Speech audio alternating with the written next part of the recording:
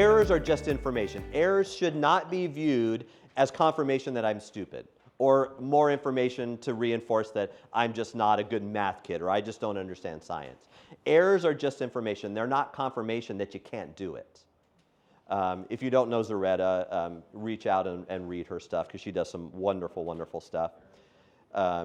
Errors are just information. That's all they are. Philosophically, we want to reinforce that. So I'm skipping ahead a bunch of other things so I can provide you one last strategy, and then we'll start to wrap it up before we go to lunch.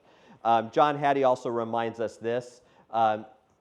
We can't give feedback until we've instructed them on something in the first place. Feedback always follows instruction. You can't give feedback before or too late. Timing is of the essence when it comes to feedback as well. So regarding the find and fix, or teacher corrections, or test corrections, here is one option that I like quite a bit. This comes from Rick Wormelli, if you've heard of him before. Just looking at the test results, whether you give them full credit or partial credit for redoing those, you just have them analyze the mistakes they made.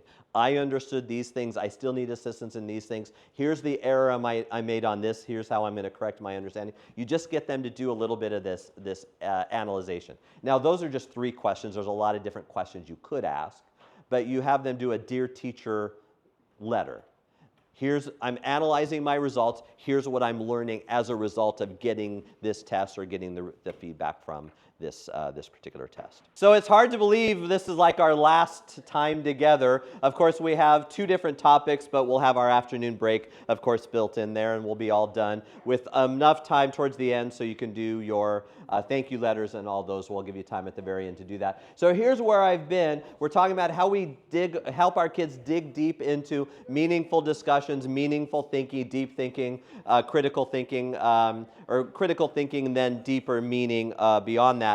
So today we're going to talk about 2 of the last necessary elements: academic talk. Along the way I'll give you tons of my favorite strategies, and writing, and along the way I'll give you tons of my favorite strategies for those as well. So remember to have your top 10 list in front of you. We'll keep adding ideas, and we're going to do something very special with your top 10 list at the very end of the day, so you want to keep that out in front of you.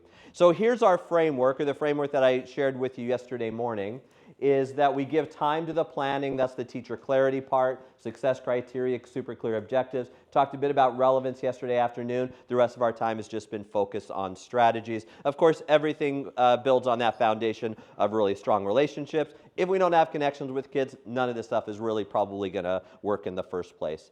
So as we've done in the past, let's take a quick 10,000-foot overview of academic talk, what it is, why it matters, and more specifically, how to do it. I set you up with this idea earlier this morning that I'm convinced that depth is built on expression. Let me repeat it once again. I hope I don't sound like a broken record, but it's that important.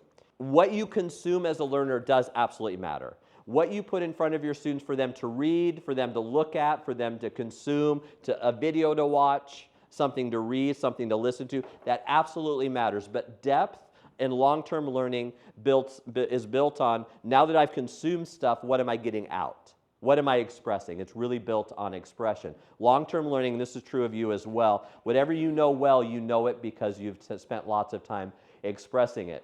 Now, when we look at this framework, it just reminds us that academic knowledge, depth of academic knowledge, is built on listening, speaking, reading, and writing.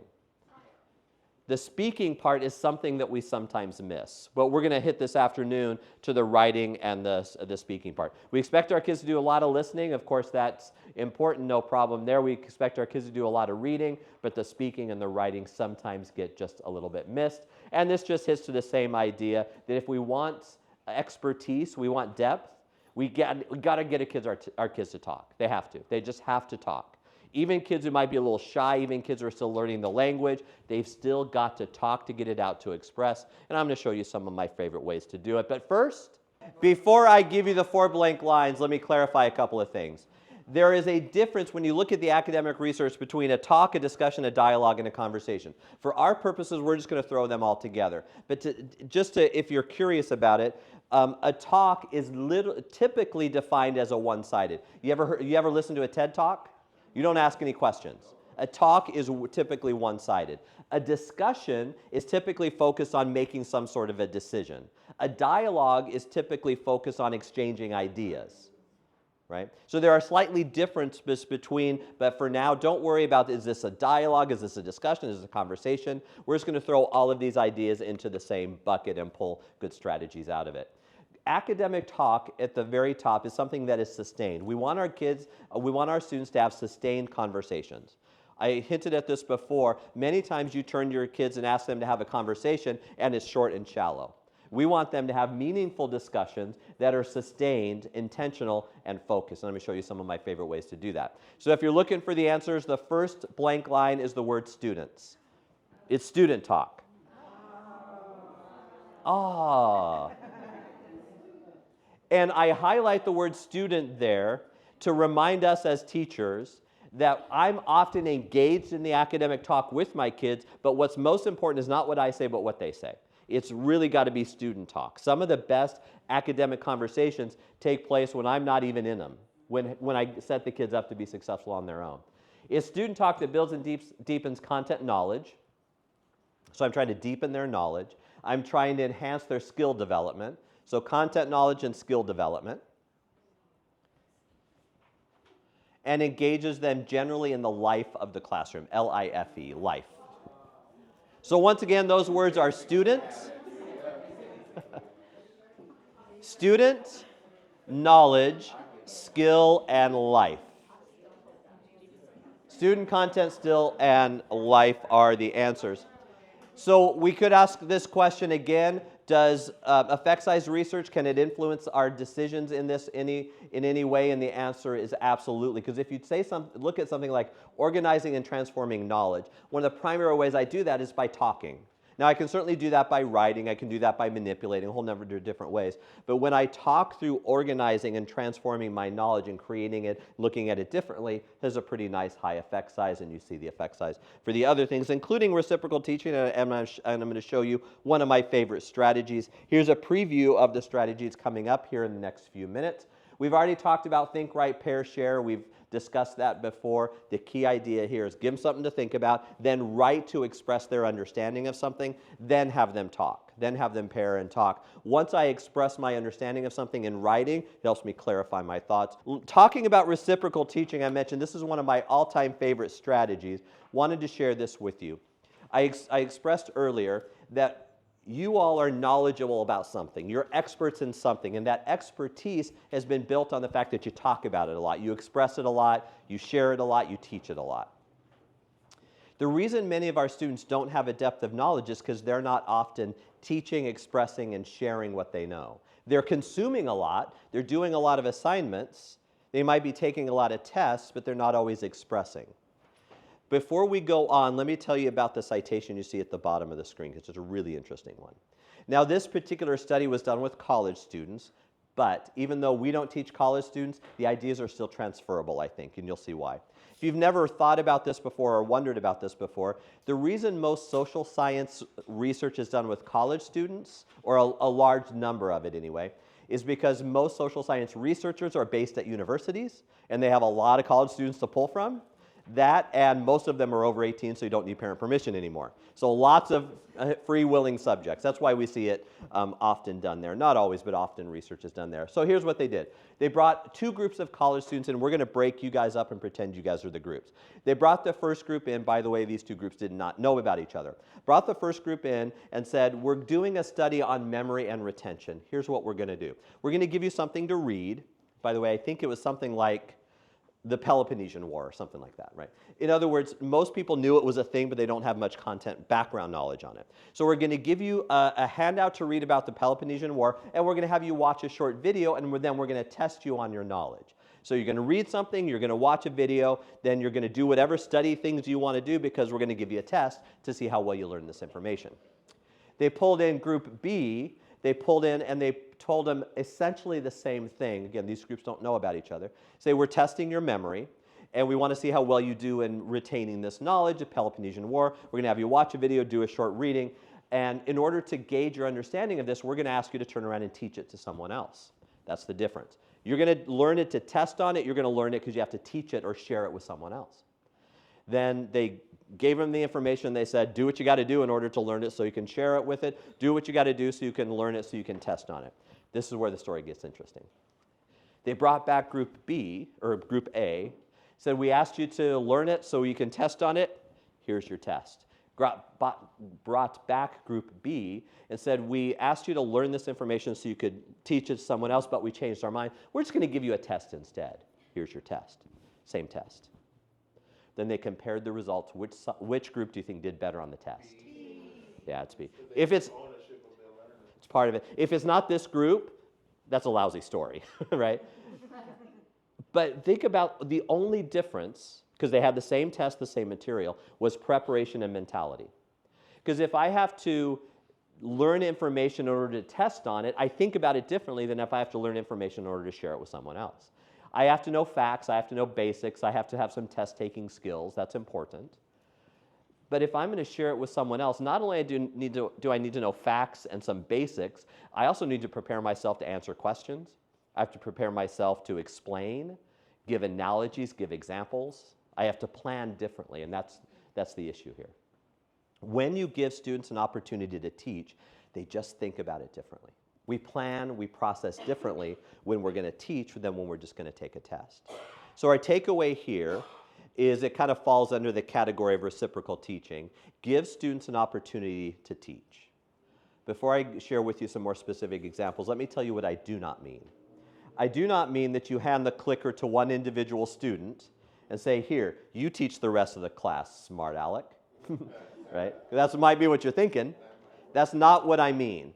By the way, if you do that, if you have one student come up and they teach something to the rest of the course, it's great for that student, it's lousy for everyone else. Because that kid's probably not as well trained as a teacher as you are. So, and they might say something wrong and then you got to reteach it anyway.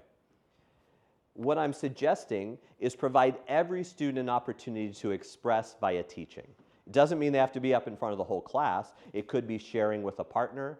It could be teaching a device. In fact, that's one of my favorite strategies I've ever seen. This happened a number of years ago in a third grade classroom. The teacher invited me in. I asked to come in. She said yes. But she was doing some amazing things. And this was 15 or so years ago. And she got some grant money to buy a half set, meaning one device for every 2 kids of an iPod Touch. I think second generation. And I asked her about those, and she said, well, they have a very basic internet browser and they have a camera. That's why I wanted that device. They're relatively affordable. They have a little video camera, not high quality. They have a little video camera and a still camera, and we can access the internet to do some basic stuff. So this is what I saw when I came in one time. Most of our students were on the floor sitting face to face. Some were standing, some were in chairs, but most of them were sitting knee to knee, face to face. One of those students had an individual whiteboard, an individual small whiteboard with a marker. And the other student had the iPod and they were recording the kid. So the kid was explaining, modeling how to solve a math problem, and the other kid was recording it. In this case, the kid was teaching the camera. That's all they were doing. So they do that for a couple of minutes, then they sit shoulder to shoulder, rewatch the video, talk about it, and they switch roles. In this case, the kid was just teaching the device. But when we put students in positions where they have to express, they have to teach, because in order to be a teacher, I have to be somewhat of an expert. Put students in many of these kind of positions, and there are dozens of ways to do it. In fact, I'm sure many of you have a lot of really good ways you already do that. Put them in the position where they've got to explain, clarify, because if you look at this list, I'm going to skip ahead. I'll go back here in just a moment. Think about what you do. As a teacher, you organize, you explain, you elaborate, clarify, answer, respond, assess, and a whole bunch of other things. And you do all those within a 10-minute time span. No wonder you're exhausted at the end of the day. The point is your knowledge has been deepened because you've done those things, not because you've learned those things in a college class, or not because you read those things in a book. Though you can't teach until you have some knowledge coming in, so I can't express until I've got some stuff coming in. But your real depth of knowledge has been built on the fact that you're just doing this stuff all the time. It's an expressive art. Teaching is an expressive art, right? So let me go back a couple. This is one of my favorite strategies, coming from Dr. Sandra Chapman. She, at one time, I don't know if she's still there, ran the Brain Center at UT Dallas. So she's a brain researcher by training, but she works with a lot of teachers. So she says, do something like this in order to help your students comprehend the power of expression. is first, pull in like a newspaper, a good old printed newspaper. They still print newspapers in North Carolina, right? Okay. So bring in a printed newspaper. Above the fold is the main story. And in big, bold, black letters, the title of the story is usually 3, 4, 5, 6 sentences long, right? Governor runs for re-election. That's the title, right? So you teach students, just like in the newspaper, based on what we're learning, let's create a title. You can do it as a whole class or do it individually. Create a title for what we're learning. Then, number 2, you write a tagline. If you look at that newspaper, the big, bold, black letters are the title of the story. Then there's a line, a sentence or two underneath it, still in big letters, but smaller than the title, but bigger than the actual text of the story, that describe what's happening in the story. It's like a preview of what's happening, going to come up in the story. That's the tagline. Then she said, just do a brain dump. Write as many words, just brainstorm as many words, connections, associations, examples that you can think of related to this story. Just brain dump and get it out. Then do number 3 in order to do number 4, do number 4 in order to do number 5. Here's the kicker. She says most teachers already do something like 1 through 4, but we stop at a summary. Summaries are not the end, they're the beginning. Summaries are good. Don't stop asking your kid to summarize. But the only reason I summarize is so that I can turn around and share. The only reason we would read a summary from one of our students is so that we can gauge if they have accurate knowledge. Summaries are the beginning, not the end. So then use that summary in order to turn around and teach another partner. That's how powerful this idea of teaching is. It's really, really quite powerful. And you might have heard of this quote before. It's been floating around for a while. When you teach, you learn. I learned American history and world history and physics and geography not because I have a degree from Northern Arizona University. In fact, NAU was so impressed with my undergrad work, they put Latin words on my diploma. I still don't know what they mean, right? They were impressed with my GPA, but I don't want to say I didn't learn anything at NAU. I certainly learned some things, but I didn't learn history until I started to try to teach it to middle school kids. That's when you really learn your stuff, is the process of teaching. Because all of a sudden you get up there and you think it's clear in your mind, you try to explain it to someone else and you realize they're not getting it. It's like, okay, I've got to do something. The art of teaching is the art of learning. That's our point, that's our takeaway there. So the more we provide our students the same opportunity, the better it is. Here is one example that you might utilize. I just stole this from tailoredpractice.org, pretty good, .com, not .org. Pretty good website, provides some good resources for teachers. They just say, here's a way to do it. Put students in pairs, and you probably have study pairs of some sort anyhow in your classroom. So you imagine there's just flashcards, just good old-fashioned math flashcards. By the way, the world's oldest technology, but fabulous. Use flashcards with your kids. Vocabulary flashcards, math facts flashcards. Use them like crazy. They're great. I even use them with my college students. That's how good they are. So have your flashcards. Ask your partner the question. Don't forget to give them time to think about it. If they give you the right answer, ask them to repeat it or elaborate in some way. The only thing I would change in the box in the upper right-hand corner, the green box, is elaborate. Have them repeat and elaborate and clarify. It's not just repeating the same thing I just said. If they get it wrong, you confirm and you say something like, that's okay, this is a hard one, then you give them some sort of hint. It could be, oh, Dr. Harris said this yesterday, the word starts with an R. You give them some sort of hint. Then if you still get the wrong answer, you give them the right answer and you ask them to repeat it and elaborate, and you repeat the process all over again. That's how good it is. Provide students the opportunity to express and teach and get it out. There are dozens of ways to do that. In fact, we're going to dig into some of those dozen ways here in just a moment. A couple of variations for you, then we'll go on to the next strategies. Some of you may have heard of a physicist named Richard Feynman. He's a pretty famous physicist. I think he's won all kinds of awards. There's something out there called the Feynman technique. He follows the same process where you learn something, you process, you discuss something, and then you frame it so that you can teach it to someone younger or teach it to someone who has less skill than you.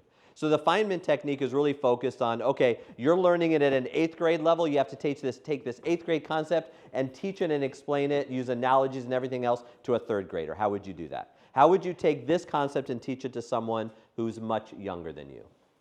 Let's take that idea just one step further. If you're working with a child that's struggling in something, let's say you have a 4th grader who's struggling with some basic math facts, it sounds counterintuitive, but it works really well. Take that fourth grader and have that fourth grader tutor a first grader. Because the process of me having to teach math facts to a first grader, stuff that I should know as a fourth grader already, is going to force me to think about it differently. It's also going to give me a little bit more motivation where I can kind of be the big kid going in to help the little kids. One last example of this power of teaching, then we'll go on to the next strategy. When I share this next thing with you, please don't judge me, or at least don't judge me with your facial expressions. But I'll tell you right now, I'm a fan of mixed martial arts. I like watching people fight. I don't know why. It's a bit primal. There's probably something wrong with me. But I like watching MMA. So I was listening to a podcast of an MMA fighter, a professional MMA fighter in the UFC. Forget his name now. It'll come to me later. But he just opened up his own gym. And he said, point blank, he said, now that I'm teaching novices, I mean, people like you and me off the street who want to learn MMA, we can come get lessons from the guy. He said, now that I'm teaching novices, I'm a better fighter. How in the world can you be a better fighter when you're training people who are less skilled than you? Makes zero sense. But he said, because it forces me to simplify and clarify and get to the real nut of what's important. When I do that consistently, it reinforces in my own mind as well. I'm a better teacher when I have to teach someone who doesn't have the same skill level as me. Teaching is that powerful. So the more opportunities you can get to put your students in positions where they express, share, reciprocally teach, meaning they get feedback in the process as well, the better it is for them. So we're looking at a couple of cool strategies. Let's add a couple more before we move on. Here is the next one. Again, there are dozens and dozens of ways to do this. One of my favorite ones is simply called Write, Talk, Revise. I'll let you take a look at that process. It's somewhat similar to Think, Write, Pair, Share, but when I created this one, just a reminder, provide some information, because I can't express information unless I have some information coming in. I have to have something to think deeply about, so something's got to come in. So I then, after I've learned something, or I've been exposed to something, is a better way to say it, I write to process my understanding of that something. Then I use that writing to have a discussion with a partner, just like a Think, Write, Pair, Share. But based on that discussion, conversation starters are a variation of a sentence starter, by the way. They're just ways to keep conversations going. I then use that discussion to revise my previous writing, because when I have a discussion with someone, when I'm actually listening to them, I get additional ideas. And actually, the process of writing it out and then expressing it brings more ideas to my brain as well. So the art of discussion in that step adds additional ideas to it. I take those additional ideas, I revise my writing, I add to it, and then I turn around and teach it. So you can kind of think of the first couple of processes, creating some ideas, pre-teaching it, revising it based on your pre-teaching, and then teaching it again. For those of you who teach in secondary, you know this. If you have multiple preps of the same class, by the time the end of the day gets there and you've taught that thing 3 previous times, you're pretty darn good at it at that point, right? Your 8th period class is probably getting a slightly better, more polished explanation than first period, because you've done it so many times. It's kind of the same process here. Write, Talk, Revise, a wonderful strategy, quite powerful as well. We talked about sentence starters. Here's just another list of different options. Most of these are older kid options, but there are ways to start the discussion. When you have kids talk and explain and elaborate, they need frameworks in order to keep that conversation going and to start that conversation. So sentence starters, add that one to the list as well. The last strategy we'll talk about, we'll dig into this one just a little bit more deeply, then we'll transition, is one of my all-time favorite strategies because it works really, really well, and that is provide your students with what we call focal points. Now, most of the time, since we've been together from yesterday morning, your focal point has been either that screen or that screen. That's most of the time where I'm asking you to put your eyes is there. Sometimes I've asked you to put your eyes on me. Sometimes I've asked you to put your eyes on a paper or a handout. But most of the time, I'm directing, although you're adults, I don't really have to tell you to do it because you're naturally, you know how to do it. I'm directing you where to look. A focal point is that exact thing that tells our students where to look. Why this matters so much, and I'm going to show you my favorite variation of a focal point here in just a moment, but the reason it matters is if you think about your 5 senses, your classic 5 senses. I can smell stuff, I can taste stuff, I can see stuff, I can hear stuff, and I can touch stuff, right? Of those 5 senses, they're all processed in the brain, we understand that, But there's only one of those senses that has an entire lobe or an entire massive section of your brain devoted to that sense. It's called sight. You have the occipital lobe right in the back of your head. Pretty much the entire responsibility of the occipital lobe is to process visual information. It ought to tell us that visual information matters significantly in our learning. Does smell matter? Absolutely. But you don't have a smell lobe. You have a part of your brain that processes smell. Does touch matter? Absolutely. But vision matters probably more than anything else. So we provide our students with the direction on where to look, and it helps with management quite a bit as well. Let me give you some examples, and I'll share with you my favorite all-time example. So the focal point is literally where you ask your students to put their eyeballs. It's like the binoculars. Here, I want you to look exactly at this place or at this thing. Could be a page in a book. Students, I want everybody to look at the first paragraph on page 47. Everybody hunker in right at that. I'm literally saying this is exactly what I want you to look at. It could be a worksheet or a place on a practice sheet. Could be a 3x5 card. Could be like the quizzes we do. It's just a different example from a different seminar there at the bottom. Could be a poster like conversation extenders. Could be like a written result from a Think, Write, Pair, Share. But my favorite, all-time favorite one is to use what I call powerful images. Let me give you an example of powerful images. I'm going to define a powerful image as a picture that makes people lean forward just a little bit and say, uh-huh. My job is to connect the content I'm wanting them to think about and some sort of visual information. So let's look at the one with the sun on the left. I hope Google didn't lie to me when I pulled this off the internet. I'm assuming it's going to be right. But we're talking about relative size, not relative location. We don't want kids to think that the Earth is that close to the sun, because it's not. We're talking relative size. Because we tell kids all the time, don't look at the sun, it's big, it'll burn your eyes, and that's true. But what does it mean to say it's big? Right? So I know that the Earth is kind of big because I've ridden in a car and we've traveled 3 hours in the car and only gone 200 miles, something like that. Kind of know the Earth is big. But then I realized, well, if that's the size of Earth, which I know is really big, wow. That's like, okay, that helps. A powerful image is one where you lean forward and you go, huh. What I'm trying to do with a powerful image is evoke an emotional response. Sometimes that response is, huh, never knew that. Sometimes it's, ugh. Sometimes it's, whoa. I'm trying to get some sort of reaction, because when I get a reaction, an emotional reaction, people then tend to be bought in and they say, okay, now let's continue the discussion.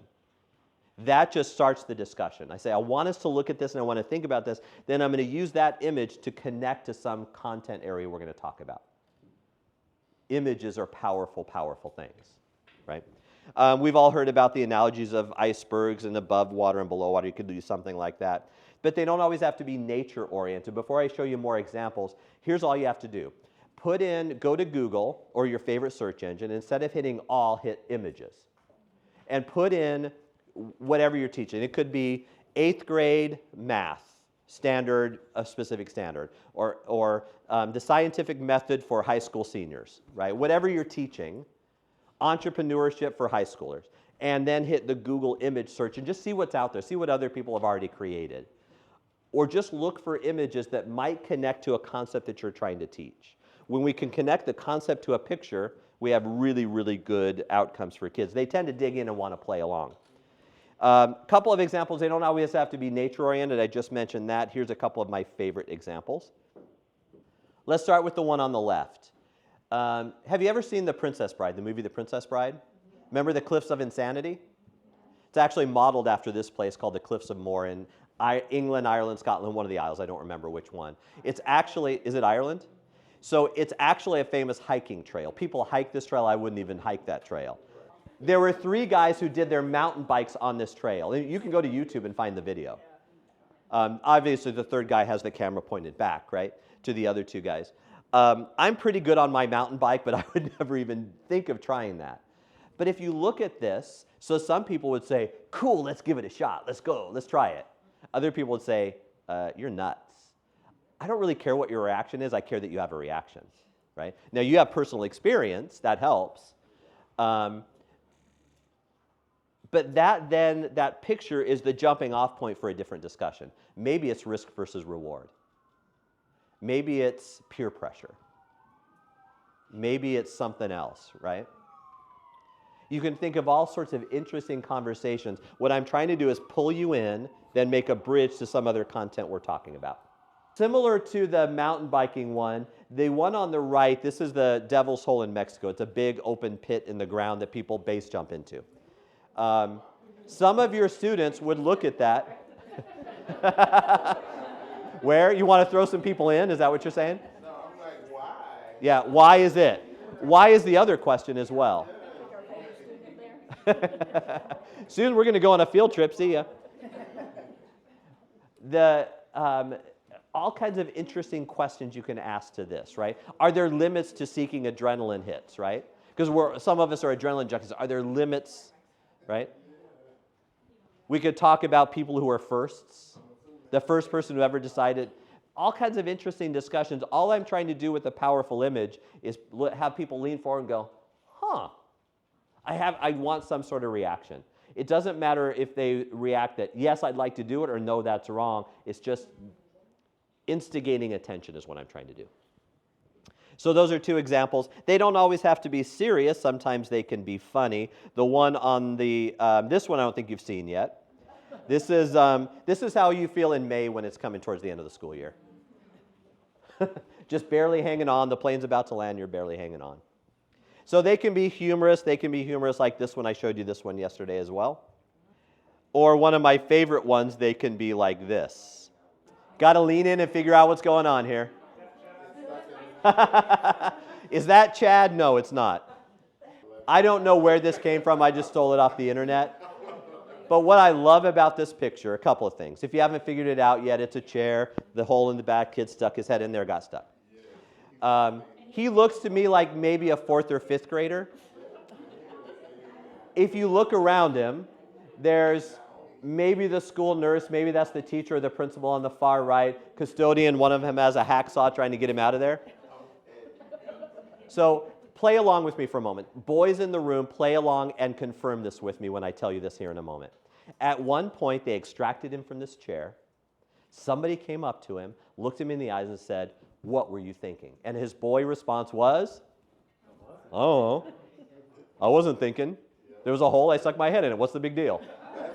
Right? I don't see what you're all getting a fuss about. I don't think about stuff, I just do stuff. I'm a boy. I'm generalizing, of course. But isn't it funny if you've ever had this happen? Girls don't do this. Do you notice? But I'd rather teach boys. This can jump off into how many different discussions can you have? All kinds of discussions.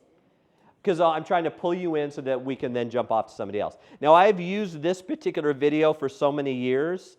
A couple of years ago, a principal friend of mine in Arizona sent me this one. Told you, it's always boys. And then I'd be like, you don't have to chop your head off. Yeah. You're going to go home like this. Sorry, can't get you out. Have you heard that repetition is the key to learning? Have you heard that? Not always. I don't think he has to do this multiple times to figure out I shouldn't do that again. Quick note about strategies. You might have already thought about this. I've categorized them in certain ways. For example, I've categorized that a powerful image is kind of an academic talk strategy, but it could also be a writing strategy, right? So it doesn't really matter how you categorize these in your own world, because something like sentence starters might be a writing strategy, might be a listening strategy, might be a discussion strategy, might be a questioning strategy. They can go in lots of different categories. So we don't have to think, we don't have to put blinders on and think it only belongs here. Lots of different ways we can use these. We're going to do a slightly deeper dive on this for a couple of reasons. I've got tons of really good strategies to share with you, but another reason is I'm totally biased. I'm a writer. I love writing. If I had to do it all over again, I'd have gone to college and become a writing instructor. That's how much I love writing, the process of writing. So I'm biased. You need to know my biases. I like to write. I love to write. It's what I do. I write books. I write a lot. But what I've discovered over the years of becoming a writer, because I wasn't naturally that way as a kid, is writing is a form of thinking. And we're going to dig into that topic. How do we get kids to think? One of the best ways we can do that is to get them to write. I'm also biased towards this. Our kids should be writing every day in every class. I know it's probably not totally practical if you're a secondary art teacher or a secondary PE teacher. I get it might not be always totally practical, but the more writing, the more better. There's your good grammar for the day. The more writing, the more better. Let's dig in. The more better. The more writing, the more better. This just falls, again, under the category of more strategies. Have your top 10 list in front of you, because I'm willing to bet there are going to be a few strategies you want to add to your list. Like we've done in the past, we'll take a quick 10,000-foot overview. I'll share with you a little bit of the background, a little bit of the research. Won't kill you with research, but some of this stuff is pretty darn good. To start, let's frame it this way. We're talking about writing to learn versus learning to write. Don't get me wrong, learning to write is important. Your entire life, you'll get better at the stuff on the right. I am better at age 54 than I was at 45. I was better at 45 than I was at 35. When it comes to sentence structure and cups and capitalization, usage, punctuation, spelling, that's cups. The writing process, I'm a better technical writer now than I was even just a couple of years ago. You will always get better at the technical stuff, but that's not what we're talking about today. We're talking about writing to learn, or said this way, using writing in the service of learning rather than using writing to demonstrate learning. There is a place to use writing to demonstrate what you learn.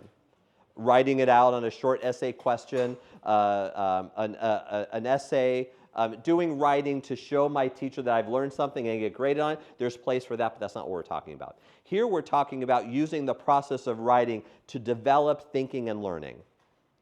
And you can see some of the benefits there on the left, and we'll talk about some of those. Writing is also expressive, and I hit this a couple of times already. If we want depth, if we want long-term learning, we've got to express. Talking is expression, so is writing.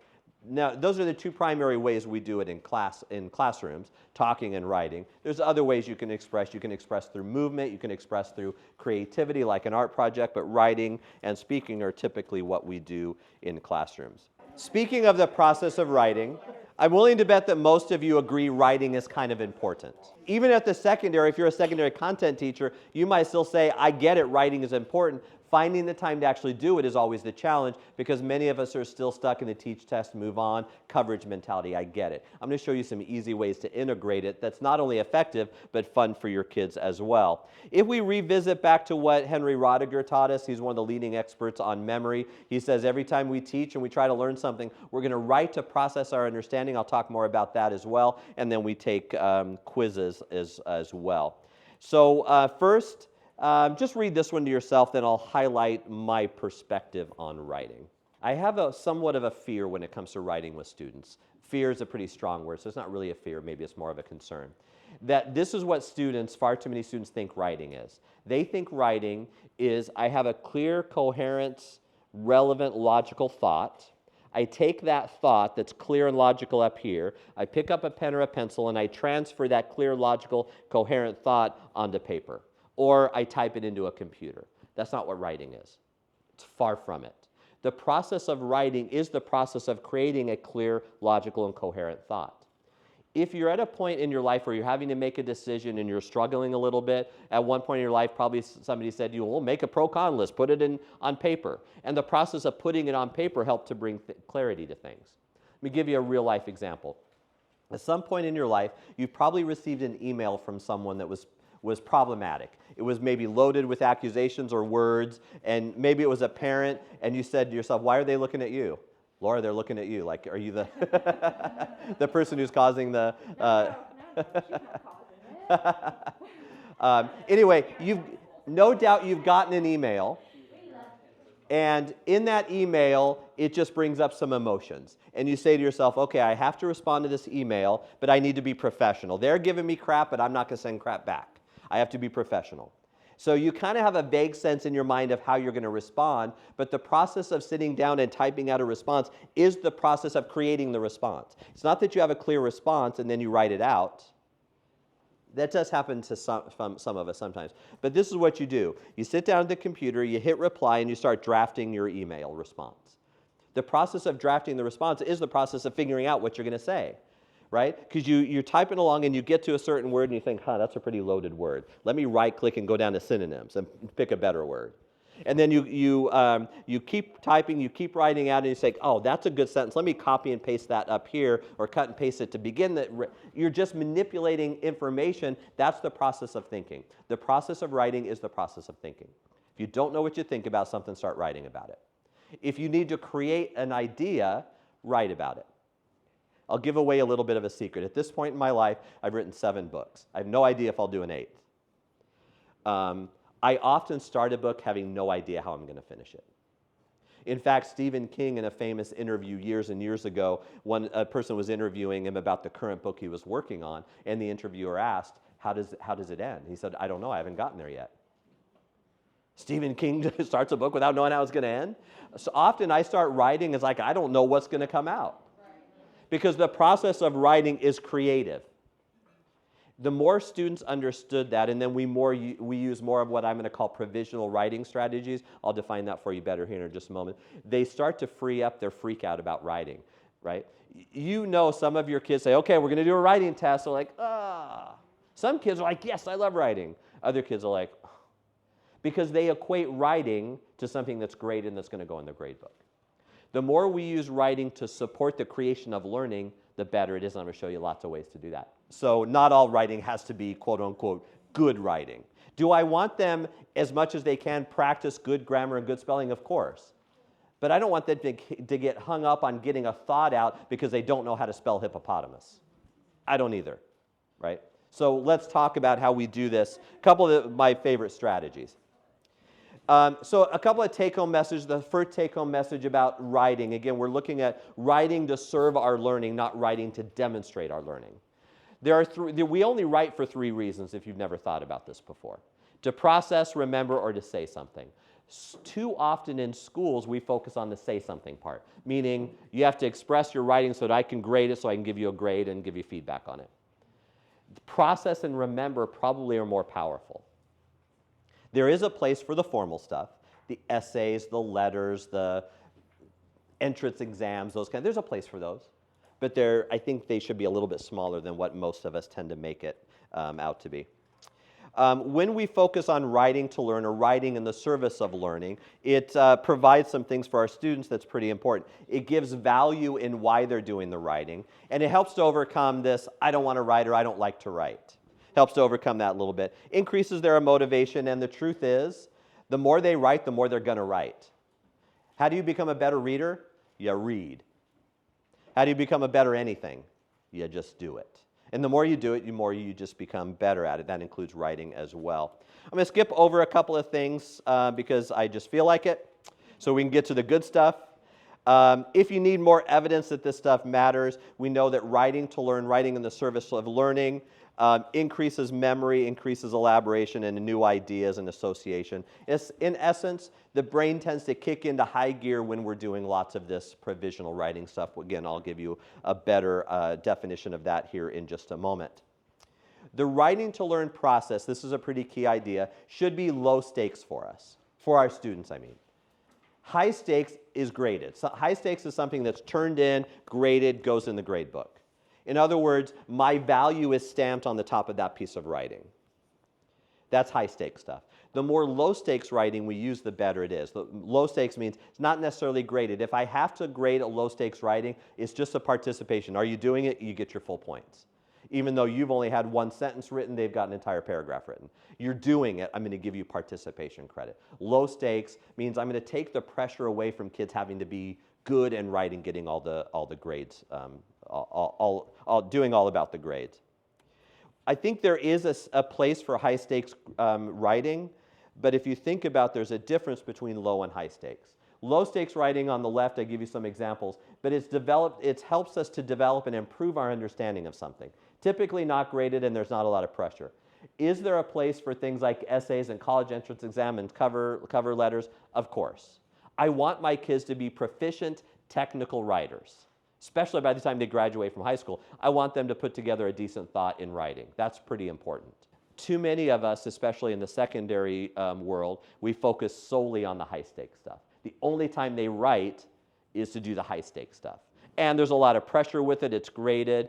The difference is high-stakes writing is me demonstrating my learning. Low-stakes writing is me creating my learning or trying to develop an understanding of my learning. So let me jump right to that. Yeah. There are 3 kinds of writing. This is different than the 3 purposes of writing. The reason you write is to remember something, say something, or process something. The 3 types of writing are provisional, readable, and polished. As kids get older, we focus almost all of our time on polished writing. That's the stuff they turn in for a grade. That's stuff that's printed out on the computer that's like formal stuff. That's important. We've got to do that. Don't stop doing that. But especially as kids get older, that's primarily our focus is just the polished stuff. Provisional, or let me go to readable. Readable is writing that I produce for someone else's consumption. When I produce, like a ticket out the door is a readable writing strategy, meaning someone else is going to consume it and read it. So is spelling important when I'm doing a ticket out the door so the teacher can understand what I'm saying? Yeah, it is. Does it have to be perfect? Probably not, but it's kind of important that they know what word I'm looking at. Polished, let's take just something like spelling. Spelling is extremely important. In fact, in my classes at the graduate level, it's worth 15% of your grade. Grammar and spelling. 15% of your grade is just grammar and punctuation and spelling. That's a big deal. If you don't do well, you can't even get an A on the assignment. That's polished stuff. The readable stuff is going to be consumed by somebody other than the writer, where I'm not putting as much pressure on the grammar, on the readability. I'm looking at content, and that's what your daughter's teacher is mostly focusing on, is do they have the content area right? But if I'm not somewhat of a proficient writer, then the teacher can't tell if I know the content correctly. Going back up to provisional, provisional is writing that's just for me. It's prepared by me and it's consumed by me. Easiest example of a provisional writing task is your top 10 list. That top 10 list is created by you, for you. You're not turning it in. Nobody else is going to read it. If you can read your writing, we're fine. If you misspelled a word, who cares? You can read it. That's all that really matters. Because the top 10 list is provisional, meaning it's for you, by you. You're the only one. Now, you could share it with someone if you want, but you probably won't. It's just for you, by you. So all that matters is, can you decipher what it is you've written? So what we find is the more we have kids do lots of provisional writing, then slowly transition into readable as well. We're doing both. But lots and lots and lots and lots of provisional writing for myself to create ideas. It's all your top 10 list is just creation of ideas. If I were to then ask you as a ticket out the door, share with me your top 3 favorites, then it's going to be consumed by me, so your handwriting should be a little bit more readable. We're transitioning. So I think you said your daughter is in 4th grade. So as her teacher, I would say there are times, I always want you to use good grammar, good spelling. That's just my heart. It's just kind of my thing. But when you're just doing it for yourself, if you can make sense of it, that's what matters. But there's going to be times I need to be able to read it. Now, if I can't read what the heck you're writing, I'm going to hand it back to you and say, it's got to be better. That's when grammar, punctuation, spelling, handwriting matter quite a lot. And, oh, by the way, to my 4th grade students, 2 or 3 times this year, we're going to do a big, major, serious project called an essay. That's when it's got to be polished and everything's got to be perfect. Perfect, I'm going to use a little loosely there. Yeah, we do it first. Right. So the more I do provisional writing, the more comfortable they are doing readable writing. The more readable writing I do, the more comfortable they'll do in the polished. See, far too many of us, and I was guilty of this as a language arts teacher as well, is I just focus all on the polished stuff. This kind of hits to what you asked earlier about good writing. So our focus isn't polished. When it comes to provisional writing, even a little bit to readable writing, I'll redefine those here in a moment. My focus is using the writing process to serve their learning, in their service. It's not for them to all of a sudden produce really polished ideas. Because some of your ideas, when you put them on paper, you might think, wow, I've got a really brilliant idea up here, and you start to put it on paper and you realize that's not a very good idea after all. It's not necessarily looking at good, polished, beautiful writing. It's to get them to write just to think. And writing or thinking is sometimes just messy. So writing is going to be sometimes messy along the way as well. So I appreciate that perspective. So this particular slide has dialogue bubbles, but I'm going to talk you through it instead of having you talk as a group. So if you're a note taker, hang on. Here are the words that go in those blank lines. Tips for low stakes writing. Low stakes meaning I'm going to reduce the pressure, not always make it great. And number one, provide the rationale. Provide the rationale for why you're doing this piece of writing, and don't characterize it as less important than high stakes writing. We sometimes do that. We make them think that all that's really important is this high stakes stuff. I've never met a student who on their day off on a Saturday morning wakes up in the morning and says, you know what? I think just for fun, I'm going to do some research and write an essay. There's research nerds like me who like to write that kind of stuff, but most people don't. Because writing an essay is painful.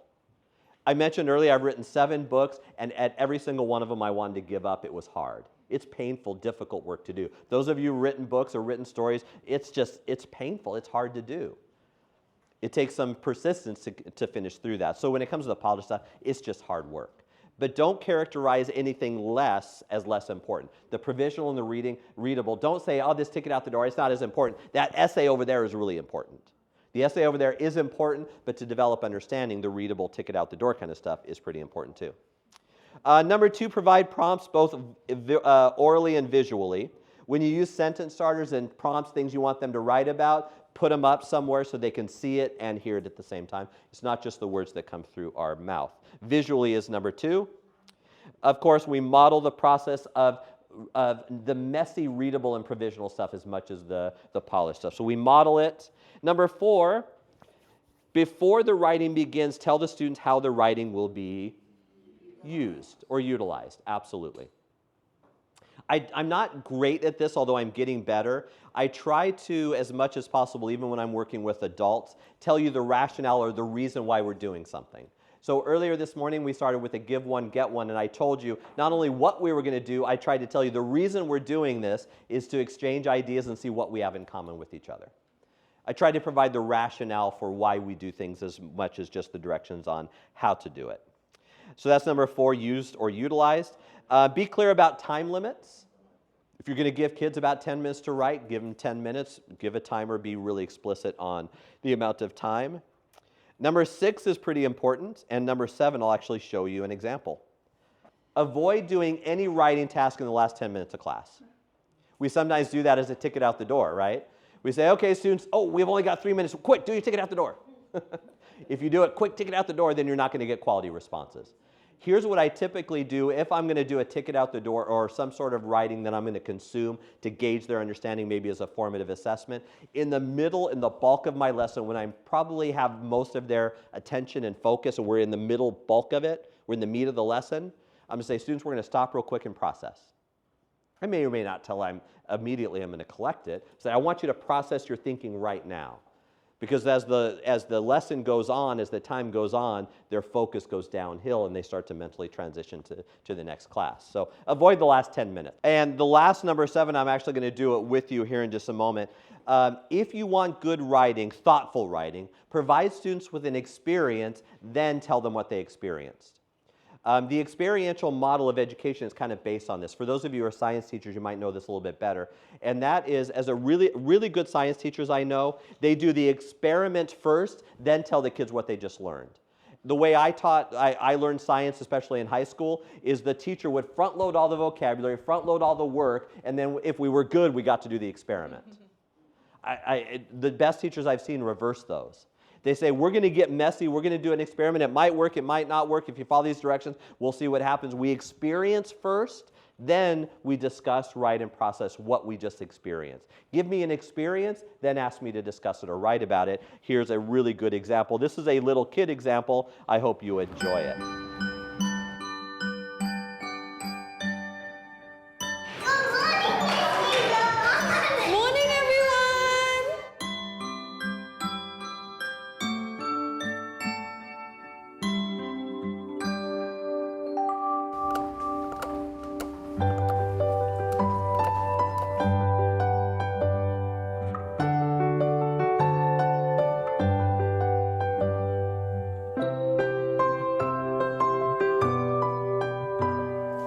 does it look like? It looks like me. That's right. I want you to do everything that you can to knock your toy down.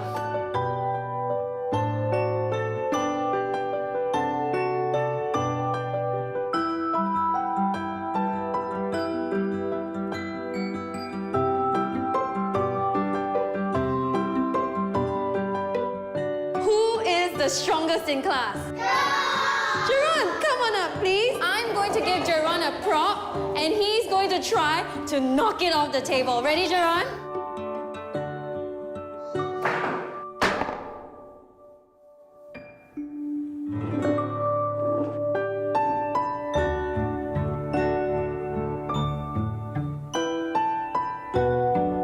Okay, children, who can tell me what it means to have resilience?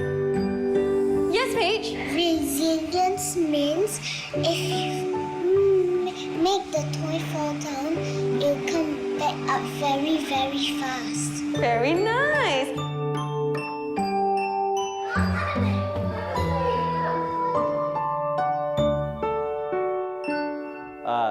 What we often do, we've fallen into this, this trap of front-loading everything, telling kids everything they need to learn, and then we read or we discuss. In this case, the more you provide an experience, then discuss it or write about it or talk about it or dig into it. Experiences first, that's the issue. And a lot of us do better because then we have some background to pull on in order to write and dig and have a discussion and go a little bit deeper in our thinking. So I'm a big fan, we can't always do it, of course, but a big fan of using experiences first. So because of time, I'm going to shift through a couple of things. All of this stuff is good. It's in your notebook anyway, so we can get to some of my favorite strategies, but we'll land back on this one. Another way you can ask this question is, who's going to consume this writing? If I'm writing it just for myself, it's provisional. Here's another example besides your top 10 list, is your grocery list. If you're sitting down and making a grocery list on a piece of paper, old-fashioned piece of paper like I do sometimes, and your wife says, you got to go get mayonnaise, you write mayo anyway, but let's say you try to write out mayonnaise, the whole word, and you realize, I think there's too many vowels in there somewhere. It doesn't really matter if you misspell mayonnaise on your grocery list, as long as when you look at it, you know what the heck you're looking for. Because when you're done with it, you're probably crumpling it up and throwing it away. For those of you who ever journaled or written diaries, that's probably provisional. It's by me, for me. And it's just really to help me process and remember something. Sometimes it's temporary, like a grocery list, and I throw it away. Sometimes it's more long-term, like a journal or a diary. Readable is just this reminder that there's more than me going to consume this writing. It's for us. Often in classrooms, it's for the teacher. Sometimes it's for their peers, but it's often for the teacher. And it's generated by the student for an audience, and it's process, remember, and say something. And then lastly, the polished stuff is stuff I do because someone is going to look at it, someone's going to judge it. It's to present my understanding of something. I create learning, I create thinking through readable and polished. I present my learning through readable and provisional, and I present my learning through polished. To say something. So let's skip over that. Let's just get to the strategy so we can spend the next half hour or so just talking strategies. Here is the first one. They're written conversations. If you've never done something like a written conversation, it might look something like this. As always, I'll pause so you can read what's on the screen. This is a strategy often used with older students. I think at kindergarten, first grade, second grade, it might be a bit of a challenge. It's also a strategy that I don't use early on in the school year. I have to know the dynamics of a group before I can trust them to share their thoughts with each other. If you have a group that tends to pick on each other, that there might be a couple of bullies in there, that they kind of get nasty at each other at times, so probably not the best strategy. But if you have a group of students that you know, 4 or 5 of them sitting at a table, that you can trust them to actually add on decent ideas, it's a brilliant way to just say, here's my thought, help me expand my thought. Often that's done through conversations like write, talk, revise. This is just a way to put it in writing. Really nice, easy strategy to use for your kids. So here's the good news. We are rapidly coming to an end, and there are a couple of strategies left that I want to share with you. A couple of strategies I'll walk you through pretty quickly because they're pretty self-explanatory, but you've got them there in your handout as well. Here's that next strategy, simply called 4-2-1, and that is, it's a grouping strategy, but it's also a writing strategy. The first step is after you give your students some information, a video, a reading, a mini lecture, whatever it is, you have each individual student generate 4 ideas, the 4 things they're thinking about that concept. Then you pair the students up and you ask that group of students, those 2 groups of students, to go from 8 ideas down to 2. Because if you have 2 students come together, they've each got 4 ideas, now it's 8 ideas. Some of those ideas might be the same, by the way. You pair students up and you say, negotiate and come up with the 2 most important ideas. Or if nothing else, the 2 ideas that you have in common. Then you pair groups up again. Now you have a group of 4, and you say now you have to come up with the single most important idea. Part of this is writing to begin, then part of it's negotiation and skill development in figuring out what might we say is the most important idea. This strategy works quite well. This next strategy is similar to things we've talked about already. It's simply a little bit of a brain dump. I've used the word quick write or the phrase quick write. Brain dump, they're the same kind of idea. But some interesting information was found and published in the book Choke by Cyan Beilock.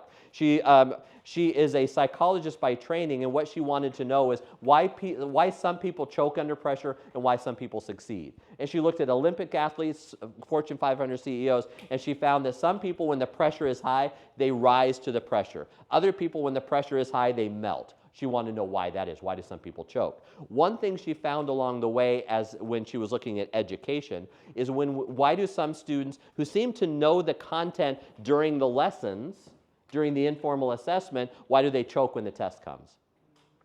She found that one intervention improved on average 8%, the grade by 8%. And that was prior to the test, provide your students with an opportunity to just do a brain dump. And on average, students who do brain dumps prior to the test, they increase their scores by about 8%, nearly a full letter grade, right? The reason this works is because it probably frees up some anxieties and frees up some working memory to where I'm less concerned about, oh, the pressure of the test. I can externalize some of those stressors. When I externalize my stressors, I tend to do a little bit better. So just write about the test. Just do some free writing. What do you think is going to be on the test? Those sorts of things. We addressed this question earlier, what about note-taking? And I kind of gave my thoughts on that. Note-taking was while I'm planning what I want my students to learn, I'm going to plan out ahead of time what I want them to recreate in their own notes. I do not expect them to write notes while I talk. In fact, even in my college students, I tell them, while I'm doing the mini lecture and explaining things, don't write stuff down, because you're going to miss stuff that might be important. I'll give you time to process later. Don't try to transcribe, because it's not going to work. But we're not done. We're going to have that one last conversation, and it's going to focus on your takeaways. I realize these last 2 days are a bit like drinking from a fire hose, because I talk fast and I give a lot of information in a relatively short period of time. But I want to give you an opportunity to just digest a little bit. You're going to start with your leader, then you're going to go around the room, and you're going to share what are you walking away with. You're certainly not going to talk about everything on your top 10 list. You'll pull out maybe the top 2 or 3 ideas. Could be a strategy, could be a concept, could be a reminder, could be based on your prior experience, something you're pulling back. In other words, we invested 2 days together. How are you different? What are you walking away with? That could be a new thing. That could be confirming an old thing. So thank you for engaging with me over these last couple of days. You have been wonderful. If I had to rate you on a scale of 1 to 10, I don't think I could rate you anything other than a 10. You were that good. So thank you.